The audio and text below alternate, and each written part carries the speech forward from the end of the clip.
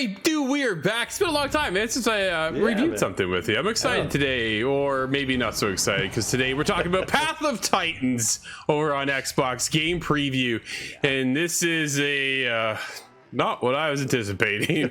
Cool concept, and that's kind of as far as it really kind of goes. I gotta be honest, you play as a dinosaur and you're supposed to grow and evolutionize your species and continue on and fight other people and fight other creatures if you can find anything in the wild. And dude, there's just here's the problem. I don't want to just crap on the game, because I think the game is a cool concept. I think there's a lot of things so they can do to improve the game, right? There's a lot of things that are struggling with the game right now. It is in a early access state, but I believe that it is too early, that it should not be in the early access state released. If that makes sense, you know what I mean? Dude, there's just so many issues that you and I have. You are this dinosaur, sets out in the world. The world is absolutely huge. It is big. You know what the problem with the big world is, Cory? It's empty. Yeah. Dude, it is a ghost town. I might as well be on the desert looking out to the horizon and just imagining something coming at me. Like, you know what I mean? Because there's literally nothing. You get these little side quests, these little things pop up, and you can go in and collect acorns. I'm a dinosaur, dude. Why am I collecting acorns? And then after I collect the 50 acorns, really, where am I storing these things? I'm not carrying a backpack or something on me. Dude, like, a lot of questions just kind of popped up. I did like the fact that you can customize your cave. I thought that was really actually a cool feature. You go in, you can put plants, you can put dinosaur bones, you can put bones and stuff. Yeah, I was like, yo, this is actually kind of neat. You can customize your own dinosaur. They have a ton of species to choose from too. I could not properly name them all without butchering, I'd say 99% of them all. So, yeah, dude, it's just, this is really unfortunate to see the state of the game that it's currently in. They really shouldn't have released this, in my opinion, not yet. Then there's just, I've had so many graphical issues as well. Shadows, and dude, I've never seen shadows rubber band before. The shadow like goes and then it goes poof, and it goes back and then chug goes back again. I was like, what the heck? I tried jumping over a log, dude. My dinosaur, he stuck his head right down into his stomach, like he's all just contorted. And I was just like, what is going on here? And then there's a whole chat for multiplayer. There's a single player side chat and multiplayer. Dude, it is lit up. There's constant people.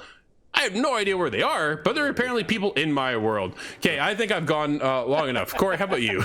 Well, honestly, Drew, you pretty well touched on almost everything I had issues with in this game too. Again, the concept of this game is kind of dinosaur survival style game where, you take you're taking the reins of being the dinosaur, whether you want to be a carnivore or herbivore. You have those options. There's like 26 different types of dinosaurs to choose from. You can change their colors and everything. There's a bunch of customization, which I thought was really awesome. But as soon as you get dropped into this world, oh man, you're so slow. I made the mistake of being the Tyrannosaurus Rex from the beginning, because I was like, well, let's just try it out. I mean, it's a dinosaur game. Let's do the T-Rex.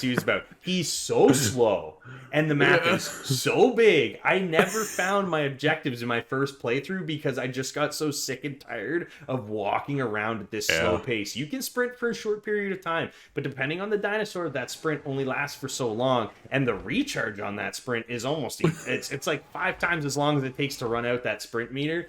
And I was like, oh, man, if this is what it's going to be like to get around this map, I just feel like we're just clunking around no matter what type of dinosaur you choose to be, whether you want to be a smaller, faster dinosaur. It still feels like you're just not moving at the speed that you want this game to be moved at. And like you said, this is an early access, early preview, and maybe that's why we're getting issues with population and multiplayer. They're out there. We can see them in the chat, but we don't find them on the map. And that's the issue here. There is combat in this game. You run into other dinosaurs that you can then fight. But unfortunately, the combat lacks there too, man. Like, the dinosaurs like bump into each other, and they're cutting the models are cutting through each other. It's like nothing looks smooth in this game, and it's just unfortunate that it feels so clunky all the way through. And it was one of the things that just honestly made it so hard for me to want to push through these menial objectives. I mean, why do I want to go collect acorns where it's going to take me half an hour just to get to where maybe the acorns are? There's no really there's not too many things on the mini map that help you figure out exactly where you are either. So there's a heavy tone of exploration here, and you need to be ready for the amount of time it's going to take to do all that exploring. Dude, it is nuts. Like, the fact you gotta collect acorns was surprising to me. Like, I couldn't believe that was an objective. And then after that, I had to go collect leeches. Okay, so here's the thing, right?